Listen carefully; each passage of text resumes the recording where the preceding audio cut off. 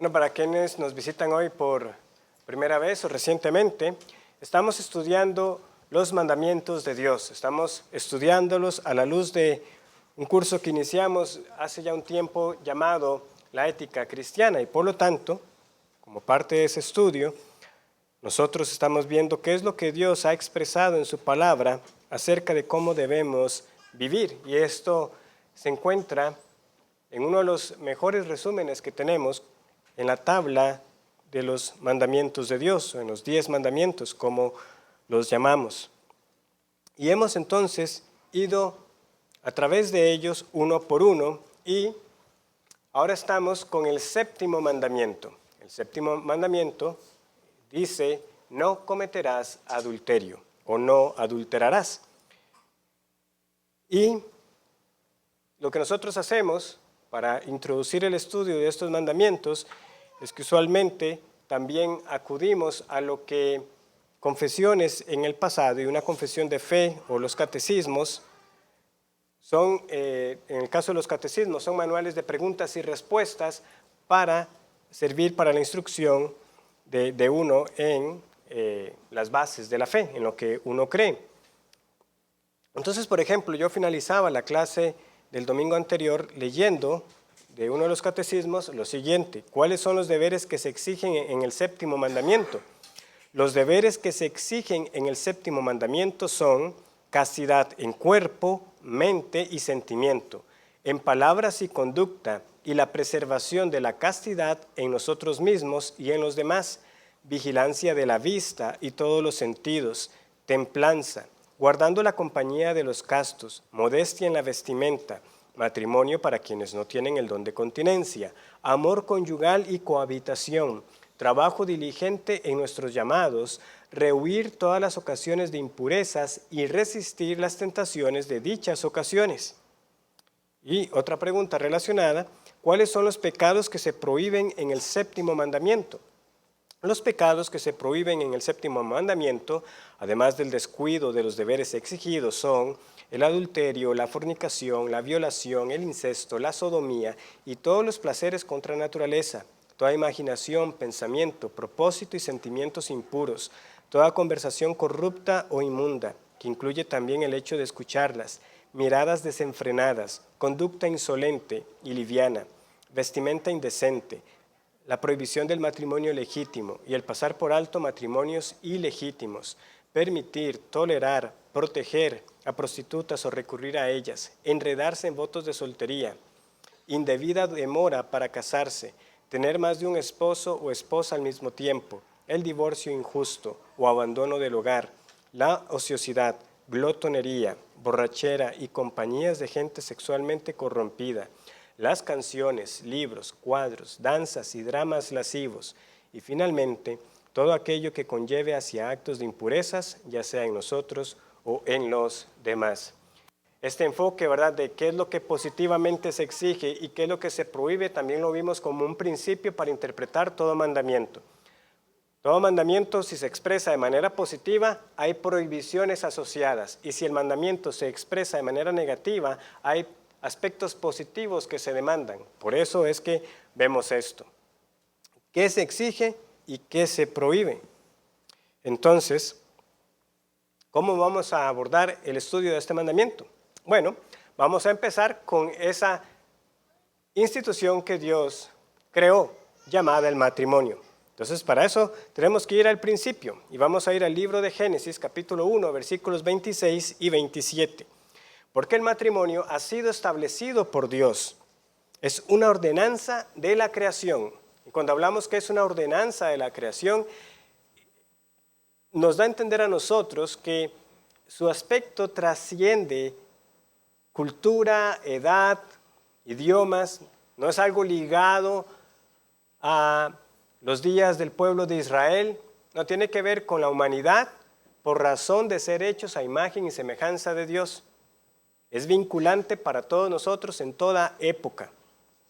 Entonces dice Génesis 1, 26 y 27. Entonces dijo Dios, hagamos al hombre a nuestra imagen, conforme a nuestra semejanza, y señoree en los peces del mar, en las aves de los cielos, en las bestias, en toda la tierra y en todo animal que se arrastra sobre la tierra. Y creó Dios al hombre a su imagen, a imagen de Dios lo creó, varón y hembra los creó. Bueno, aunque vemos que idiomáticamente es aceptable, ¿verdad?, hablar de el hombre y la mujer como varón y hembra, quizás en nuestro contexto la expresión no cuenta con muy buena reputación, hablar de la mujer como hembra, aunque sepan que en otros países sí se acostumbra. Pero esta distinción básica que tenemos aquí, que salvo casos muy específicos por causa de la caída y condiciones genéticas particulares, ¿por qué hay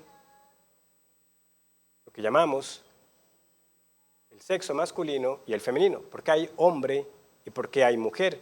Porque así Dios lo creó.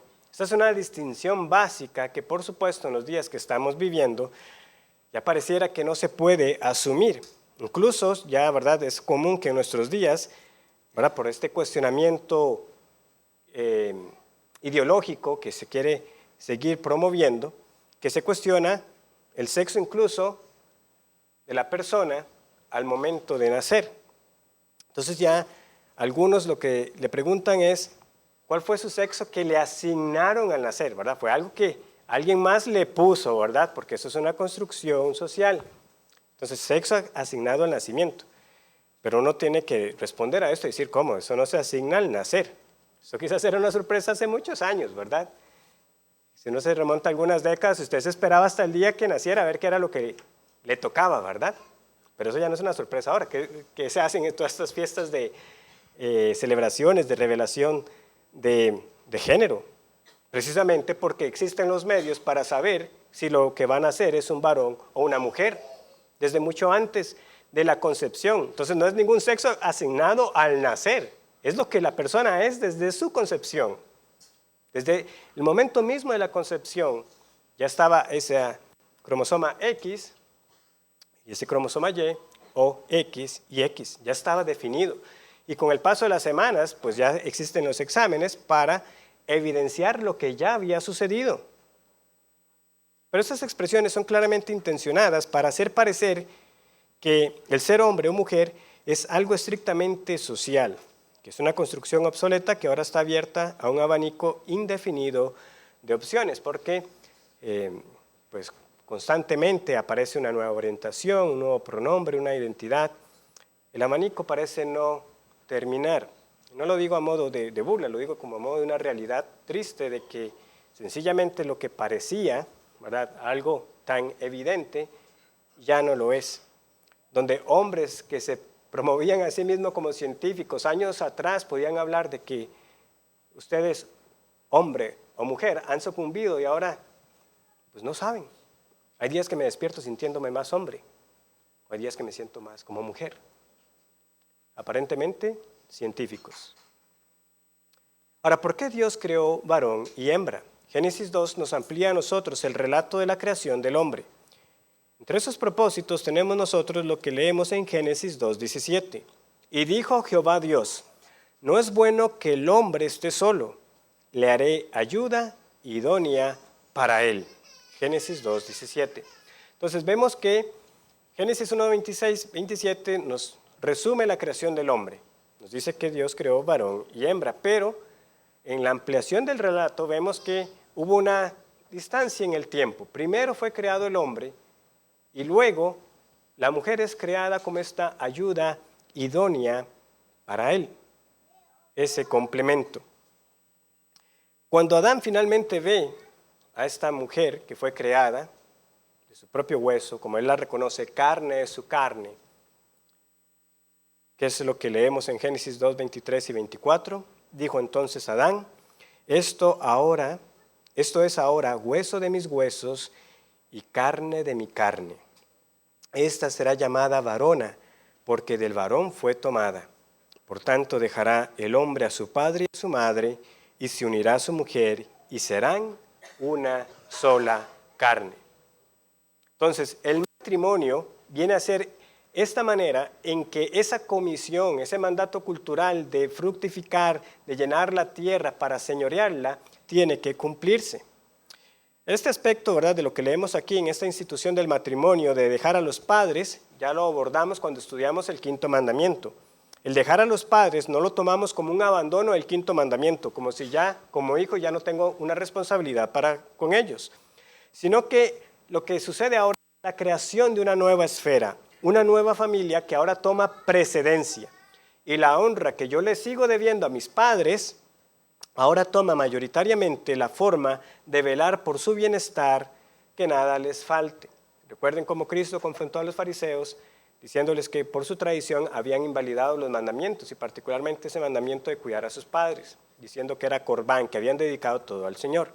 Entonces, está este aspecto, el hombre, ¿verdad?, sale de ese seno familiar para formar una nueva familia que ahora sí toma precedencia. ¿Para qué? Para unirse a su mujer y ser una sola carne.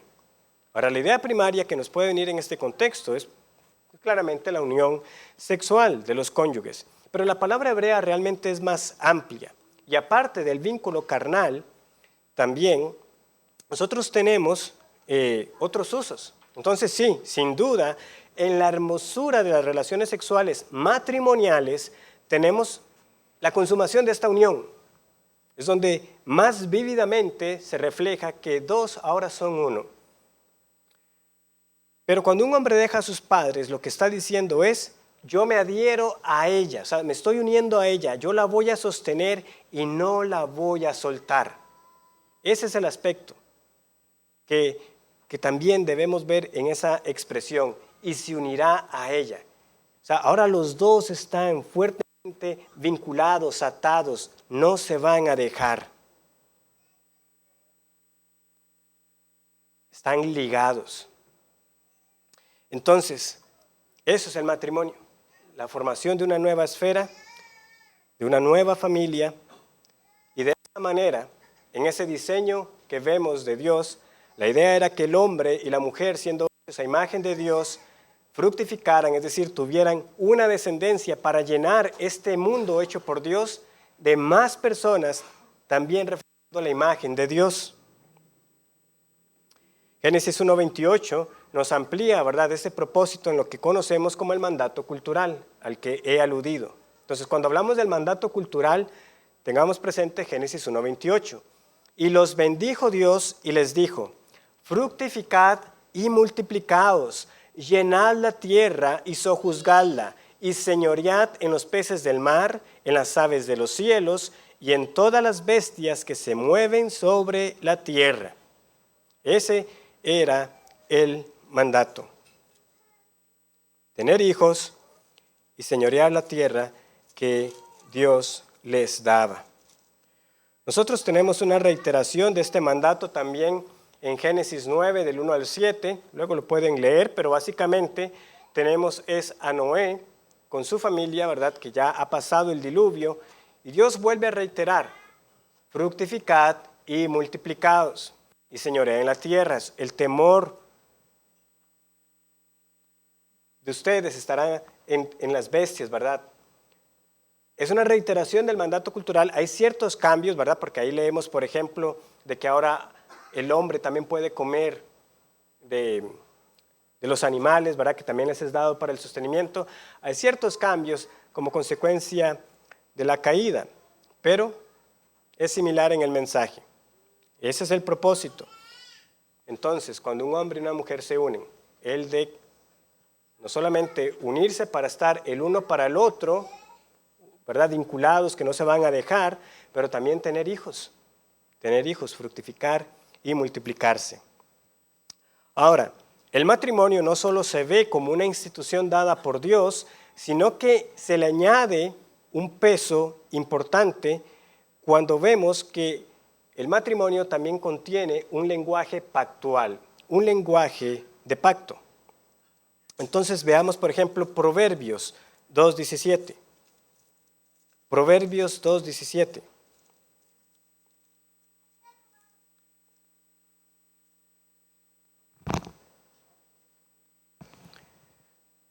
Proverbios 2:17 dice, la cual abandona, está hablando de la mujer extraña, la cual abandona al compañero de su juventud y se olvida del pacto de su Dios. Del pacto de su Dios. Entonces el matrimonio se ve como entrar en un pacto. Ezequiel capítulo 16. Ezequiel 16.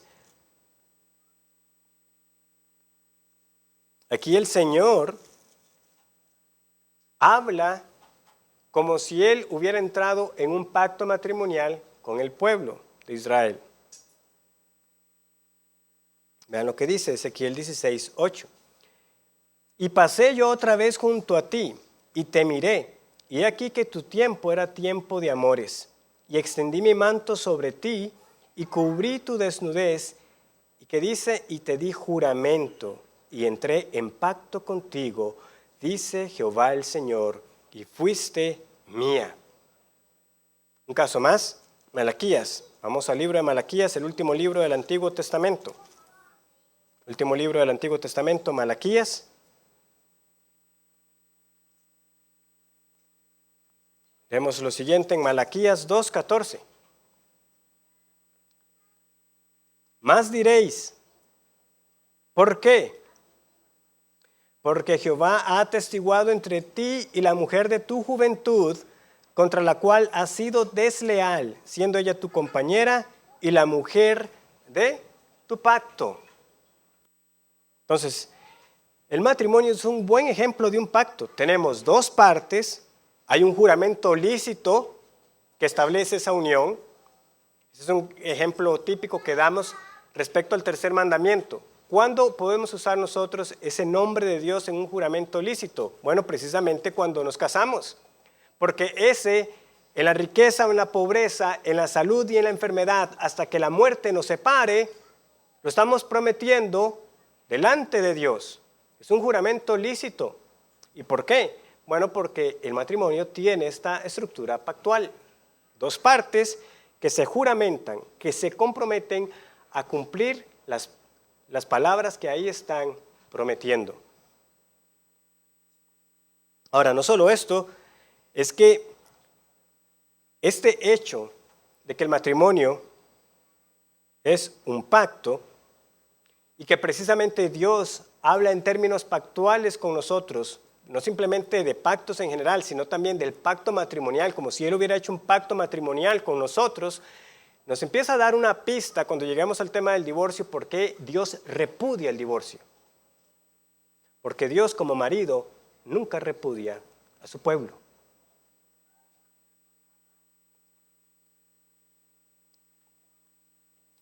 Y esto nos deja ver cómo entonces del séptimo mandamiento nosotros podemos extendernos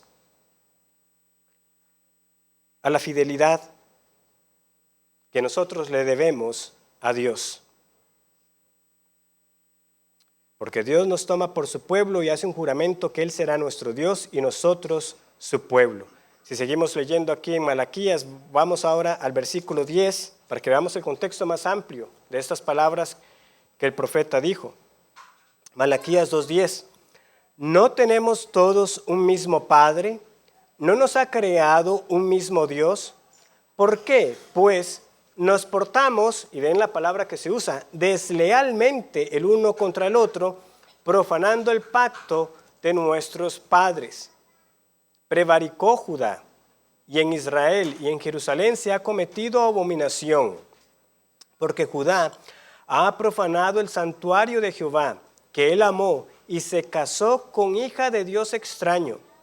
Jehová cortará de las tiendas de Jacob al hombre que hiciere esto, al que vela y al que responde y al que ofrece ofrenda a Jehová de los ejércitos. Entonces aquí mismo en Malaquías, como ya el Señor lo hizo con Malaquías 1:6, cuando Él dijo, el hijo honra al padre y el siervo a su señor, si pues yo soy padre, ¿dónde está mi honra? Y si soy señor, ¿dónde está mi temor? Ahora el Señor está usando el séptimo mandamiento para hablar de nuestra lealtad que le debemos a Él. Por usar este mismo lenguaje pactual de deslealtad, de infidelidad. Y por eso, con frecuencia también nosotros veremos, y en especial en la literatura profética, cómo el Señor amonesta al pueblo, porque cada vez que acudimos a un ídolo, cada vez que nos apoyamos en lo que no es Dios, estamos cometiendo adulterio espiritual. Estamos siendo infieles a nuestro Dios fiel. Por supuesto, y muy directamente, la infidelidad marital es infidelidad con Dios. Todo aquel que rompe su vínculo matrimonial está pecando para con Dios. Pero por extensión, el Señor también está diciendo aquí, es que todo aquel que no es fiel conmigo es como si cometiera adulterio espiritual. En otras palabras, quien toma a la ligera el matrimonio y le da igual el divorciarse y recasarse, o no casarse y vivir en unión libre, como llaman. Pero quien toma a la ligera el matrimonio, tengamos por seguro, tomará a Dios a la ligera. Tomará a Dios a la ligera. Porque aquel que no sabe guardar el pacto matrimonial, ¿cómo guardará el pacto con su Dios? De que sería uno que caminaría fielmente para con Él. Entonces, este mandamiento, como vemos, nos lleva a la prueba definitiva de que tiene que ver más que simplemente con el no adulterar, sino que se extiende a toda la vida cristiana. ¿Por qué? Porque el Nuevo Testamento solo viene a reafirmar esta enseñanza y toma este lenguaje de matrimonio para aplicarlo a Cristo y la iglesia, donde Cristo es el marido y la iglesia su esposa. El pasaje más claro, por supuesto, es Efesios capítulo 5, versículos 22 al 33. Ahora, todo lo que tiene que ver con la sumisión de la esposa para con su mujer y los deberes del marido para con su mujer, también abordamos parte de ello ya en el quinto mandamiento. Aquí simplemente estoy trazando las líneas generales de lo que tiene que ver con el séptimo. Las casadas estén sujetas a sus propios maridos como al Señor, porque el marido es cabeza de la mujer, así como Cristo es cabeza de la iglesia, la cual es su cuerpo y Él es su Salvador. Así que, como la iglesia está sujeta a Cristo, así también las casadas lo estén a sus maridos en todo. Maridos, amad a vuestras mujeres, así como Cristo amó a la iglesia y se entregó a sí mismo por ella, para santificarla, habiéndola purificado en el lavamiento del agua por la palabra, a fin de presentársela a sí mismo una iglesia gloriosa, que no tuviese mancha ni arruga ni cosa semejante, sino que fuese santa y sin mancha. Así también los maridos deben amar a sus mujeres como a sus mismos cuerpos. El que ama a su mujer, a sí mismo se ama, porque nadie aborreció jamás a su propia carne, sino que la sustenta y la cuida, como también Cristo a la iglesia, porque somos miembros de su cuerpo, de su carne y de sus huesos. Por esto dejará el hombre a su padre y a su madre, y se unirá a su mujer, y los dos serán una sola carne. Grande es este misterio, mas yo digo esto respecto de Cristo y de la iglesia. Por lo demás, cada uno de vosotros ame también a su mujer como a sí mismo, y la mujer respete a su marido. La iglesia es la esposa de Cristo. Esta verdad trascendental permea el séptimo mandamiento. De nuevo, ante todas las insistencias, ¿pero por qué es un hombre y una mujer? Bueno, porque es que el matrimonio no se trata de nosotros, se trata de Cristo y la iglesia. Es Cristo uno y la iglesia corporativamente visto como una sola también, por eso es uno y uno nada más. No es Cristo con Israel por un lado y los gentiles por el otro.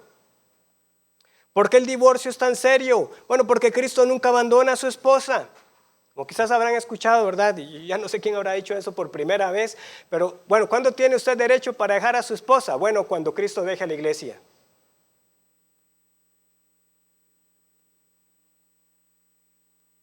Cuando eso pase, usted tendrá libertad para dejar a su esposa por cualquier razón. La redención se resume como las bodas del Cordero. Ya hemos sido desposados con Cristo. Ya tenemos el anillo de compromiso. Anhelamos el día que Él regrese para celebrar esas bodas. El día que regrese el esposo. Por eso es que debemos tomar con mucha seriedad toda forma de infidelidad. Por supuesto, la infidelidad marital, el énfasis primario en el mandamiento, pero veamos toda manera de infidelidad. Y a la vez debemos reflexionar en esa asombrosa fidelidad de Dios para con nosotros, a pesar de nuestra infidelidad. Una pista, el libro de Oseas. Vamos al libro de Oseas.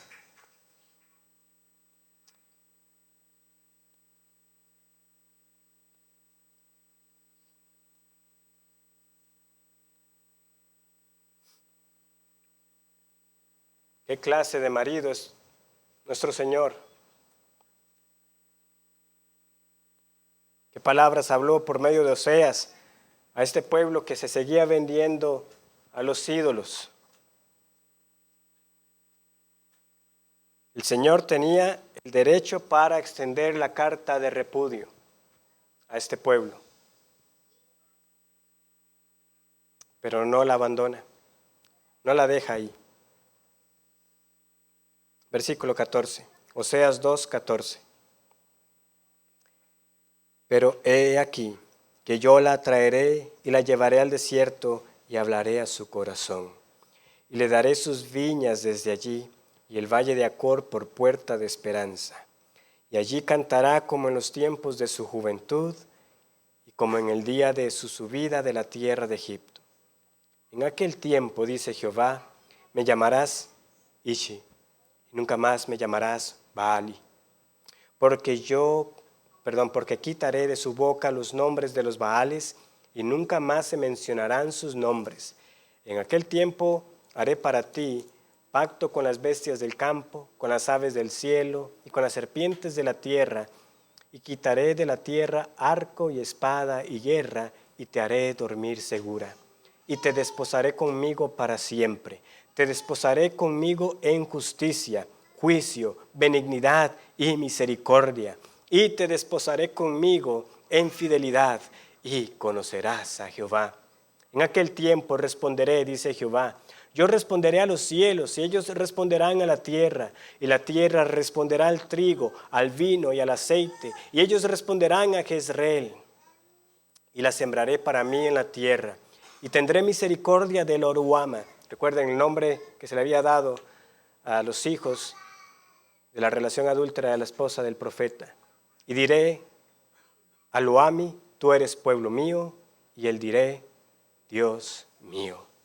Se había dicho, el Oruama, no tendré de ti misericordia, dice, yo tendré misericordia. No, pueblo mío, tú eres pueblo mío. No, el Señor no nos desecha. Todavía más el capítulo 3 nos vuelve a dar un cuadro con aquella instrucción que el Señor le dio al profeta Oseas. ¿Qué le dijo el profeta? Oseas 3. Me dijo otra vez Jehová, ve, ama a una mujer amada de su compañero, aunque adúltera, como el amor de Jehová para con los hijos de Israel, los cuales miran a dioses ajenos y aman tortas de pasas. La compré entonces para mí por 15 siclos de plata y 1 homer y medio de cebada.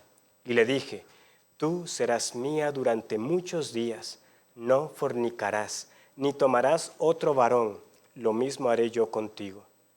Porque muchos días estarán los hijos de Israel sin rey, sin príncipe, sin sacrificio, sin estatua, sin efod y sin terafines.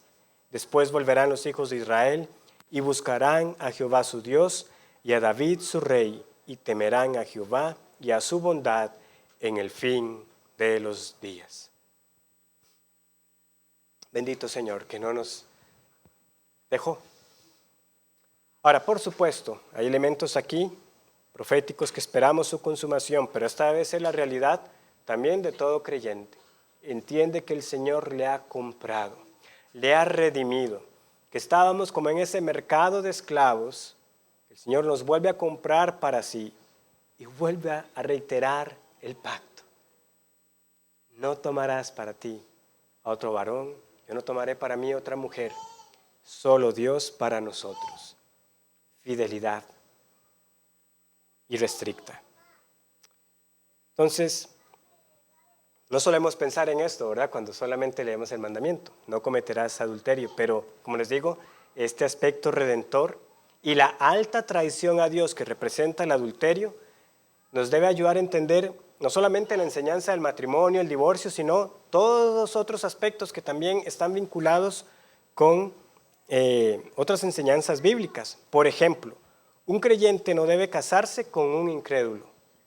O sea, a la luz de lo que nosotros hemos visto, ¿verdad? De esta fidelidad de Dios y de que es solamente Él para nosotros y nosotros para Él, un creyente no debería buscar una relación con un incrédulo. Y precisamente esa es la enseñanza que tenemos reflejada en las Escrituras.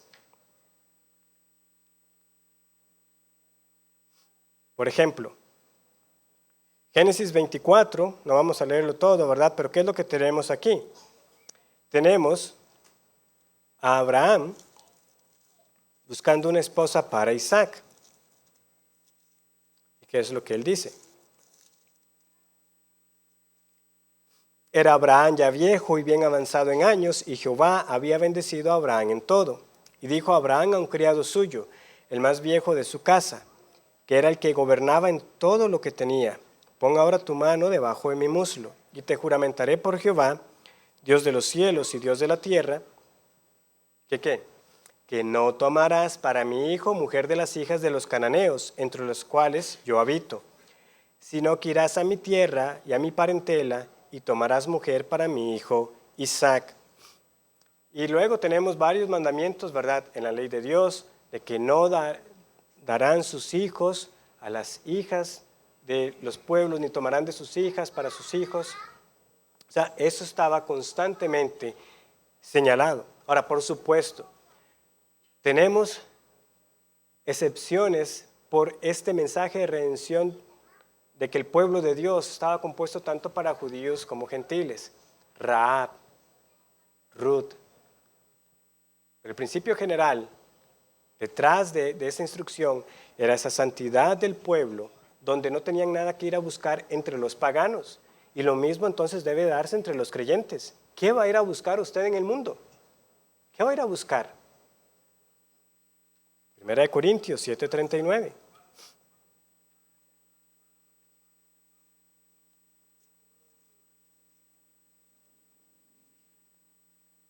La mujer está ligada por la ley mientras su marido vive, pero si su marido muriere, libre es para casarse con quien quiera.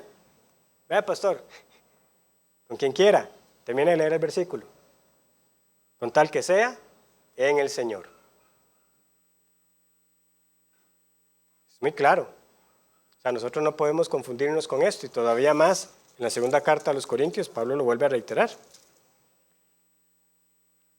Segunda carta a los Corintios, capítulo 6. No os unáis en yugo desigual con los incrédulos. ¿Por qué? Porque qué compañerismo tiene la justicia con la injusticia, y qué comunión la luz con las tinieblas, y qué concordia Cristo con Belial, o qué parte el creyente con el incrédulo, y qué acuerdo hay entre el templo de Dios y los ídolos, porque vosotros sois hijos del templo del Dios viviente. Como Dios dijo, habitaré y andaré entre ellos y seré su Dios y ellos serán mi pueblo. Por lo cual, salid de en medio de ellos y apartaos, dice el Señor, y no toquéis lo inmundo, y yo os recibiré, y seré para vosotros por padre, y vosotros me seréis hijos e hijas. Entonces, eso debería darnos a nosotros ya suficiente para entender por qué no. Ahora, ¿ha sucedido? Sí, sucede. Pero el hecho de que el Señor haya tenido misericordia de matrimonios que no se dieron en las condiciones que Él estableció, no nos da a nosotros razón para pensar que eso es lo que debemos buscar, o que no va a pasar, o que eventualmente se convertirá. Usted no lo sabe. Usted no lo sabe. Y si el Señor lo usó a usted como un instrumento para traer el arrepentimiento y salvación a su cónyuge incrédulo, habiendo desobedecido al Señor, simplemente lo que puede hacer es darle gracias al Señor porque tuvo compasión y misericordia. Pero el hecho no anula que la relación no debió haberse dado. También tenemos enseñanzas respecto a la importancia de que los oficiales también sean ejemplares en este aspecto, que deben ser maridos de una sola mujer. Primera carta a Timoteo, capítulo 3. Palabra fiel: si alguno anhela obispado, buena obra desea, pero es necesario que el obispo sea irreprensible, marido de una sola mujer, sobrio, prudente, decoroso, hospedador, apto para enseñar, marido de una sola mujer. Entonces sí, ciertamente estas palabras son dichas para enfrentar la poligamia y otros desórdenes que se daban en aquellos días, pero también es por el hecho de que, o sea, si un hombre no es fiel a su esposa, ¿cómo vamos a poner a un hombre así a cuidar del pueblo del Señor? Esto igual a veces levanta otras preguntas, quizás, si da chance los trataré ya en la sección de algunos aspectos ligados con el mandamiento, ¿verdad? Porque no es el énfasis primario, pero que algunos dirán, bueno, pero puede un hombre divorciado llegar a ser pastor o si se si se casó por segunda vez.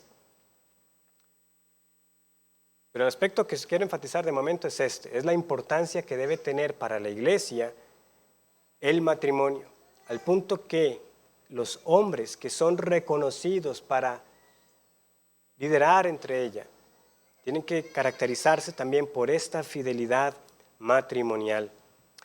Ahora, hay un aspecto también interesante. Si seguimos leyendo aquí en la primera carta a Timoteo, en el capítulo 5, vean que hasta para ayudar a las viudas, Pablo toma esto en cuenta.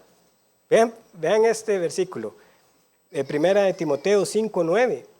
Sea puesta en la lista solo la viuda no menor de 60 años que haya sido esposa de un solo marido.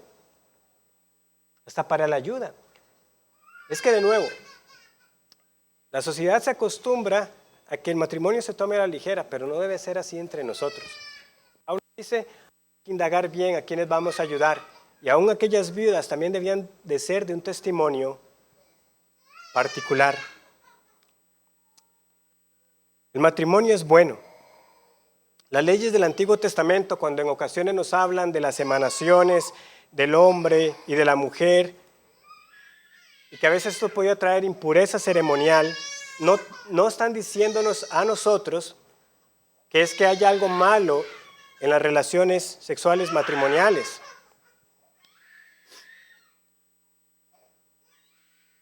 No, el matrimonio siempre es presentado con una luz favorable. Aún 1 Corintios 7, capítulo que también estaremos viendo con bastante frecuencia, cuando Pablo parece estar recomendando a muchos que no se casaran,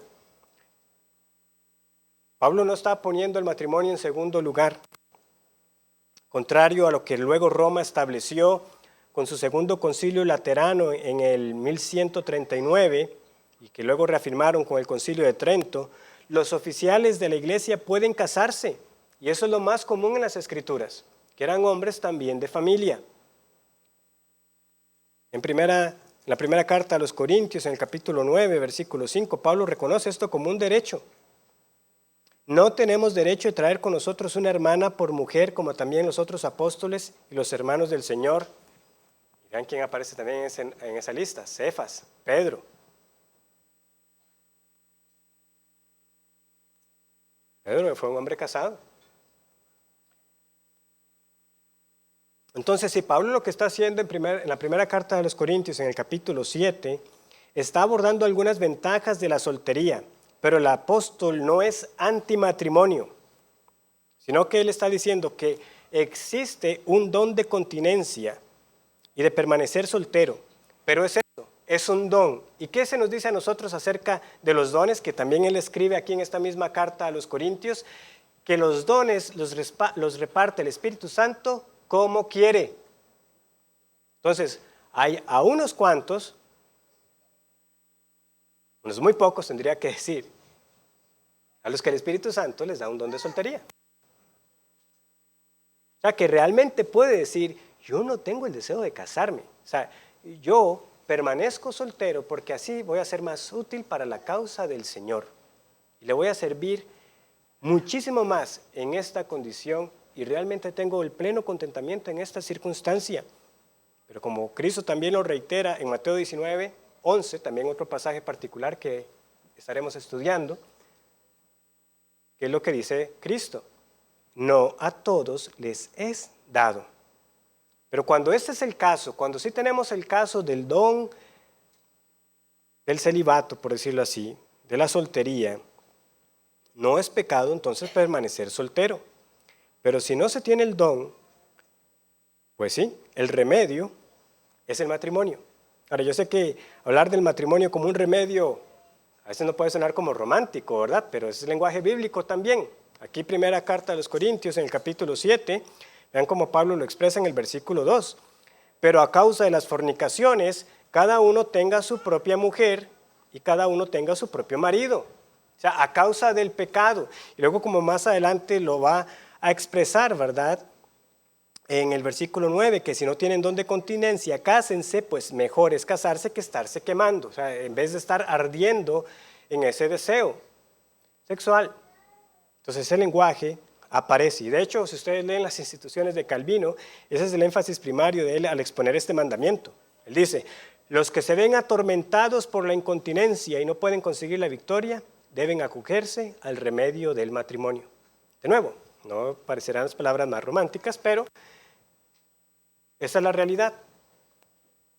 El Señor nos hizo, mayormente a todos, con ese deseo de casarnos y formar un hogar. Y debemos procurar formar familias piadosas y llenar este mundo de hombres y mujeres con conocimiento del Señor. Voy a terminar aquí para que tengamos tiempo para compartir. Recuerden, entonces pueden pasar para tomarse un cafecito. Tengan cuidado con las sillas y recuerden ir por sus hijos. Nos vemos a las 10 de la mañana sentados para prepararnos para el culto.